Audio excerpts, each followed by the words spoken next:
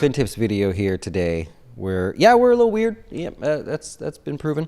We're going to talk about four things to do to simplify your retirement plan, and this is really specifically geared towards. I'm going to tell you, and if it's not you, you can go.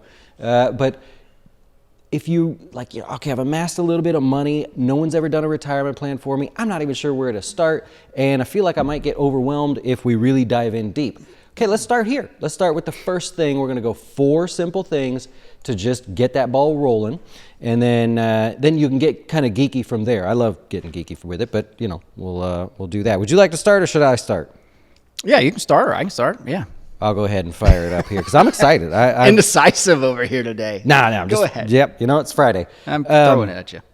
So, all right, first thing, just a subject matter: who you are, what you have, what you're saving, and what you want for retirement. Really, really simple. On the screen, we're going to show Nest Egg. This is a little bit more detailed planning software that we use, but up at the top, you can see we're starting on a profile section. Family expenses, who you are, what you have in terms of expenses, savings, still what you have, income, goals, and ultimately at the end, that net worth is it just puts it together, reading from right to left. So don't go any further than that. Start with something simple like that so you can itemize what you have, what you're shooting for, and then when you go to somebody, hopefully Jazz Wealth here, but when you go to somebody and say, this is who I am and I need help, it is enough information to allow them to stretch out a little bit and say, well, you didn't consider this, you didn't consider that. You won't be overwhelmed. Really simple. That's tip number 1. What would you say, I know this is kind of a different one for you though, what would you say frustrates you the most when somebody is going to do a financial plan and trying to figure it out? What would it be just starting out? Very easy, very, very, very easy. People don't know their current expenses. You know how in our planner we say, well, what do you currently spend? Because if you're telling me that you make $5,000 a month, you're spending $4,000, but you'd like to save $2,000, it doesn't add up, right? You're going to run a deficit. And most people go, oh, I don't know, I spend maybe $3,000 a month. And you're like, how is it possible that that's the exact number? Doesn't have to be exact, but it's certainly got to be closer than rounding up to the next 1,000. It's like, wow, that's a lot of money. That makes a difference, especially if you're 40 and we're trying to figure out the next 25 years of your life and you're off by $300 a month or something. It's like, okay, that's a lot of money. Yeah, well, I'll go with number 2 then, because I'm going to tell you what mine is. Oh, so to simplify things, something that I see all the time is, and I get, you want to project the future, but a financial plan, we can project the future, but we have to get to the future to make certain decisions too, though. And when I say that, I say people look at Social Security at age 42 and they say, well, yeah, I think I'm going to take it at 67. We think so. And I can tell you right now, I'll do the numbers and do the plan for you and show you exactly when to take it.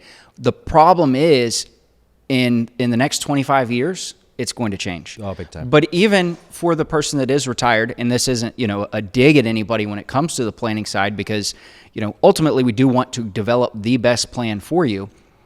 But at 61, we're going to look and we're going to say, okay, at this time in your life right this second, let's say that it's at age 67, at full retirement age, it's going to be the best time to take Social Security. But at 62, if your health changes or your financial picture changes, that's going to change.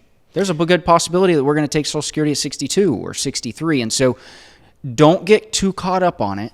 For the simple basic plan that you were showing on the screen a minute ago. Let's focus on, hey, let's figure it out what the best is, but then let it ride for a bit. And maybe we could show on the screen what I did the other day, just a real simple chart of how old are you, when were you born, and when will you take Social Security.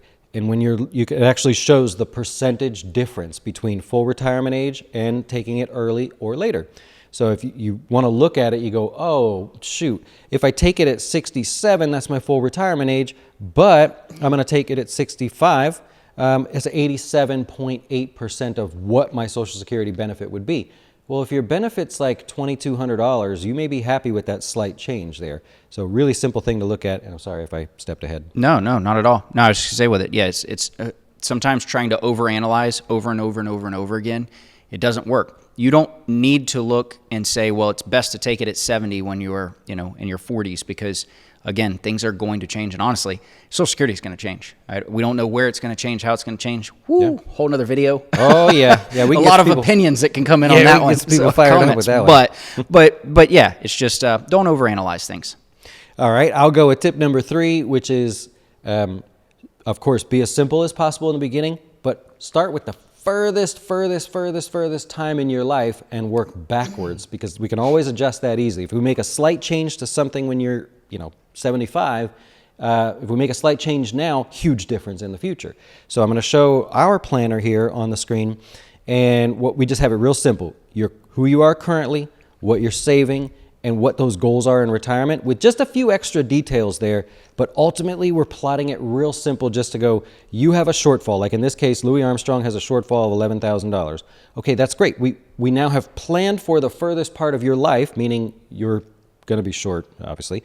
And so now we can make slight adjustments. You realize that on something like this, we could just say, Louis has $56,000 in the retirement column there. Louis wanted $56,000 in retirement. Could he live off $54,000? Right? It could be just such a simple little thing that we adjust like that, or factor a slightly different retirement return, whatever it is.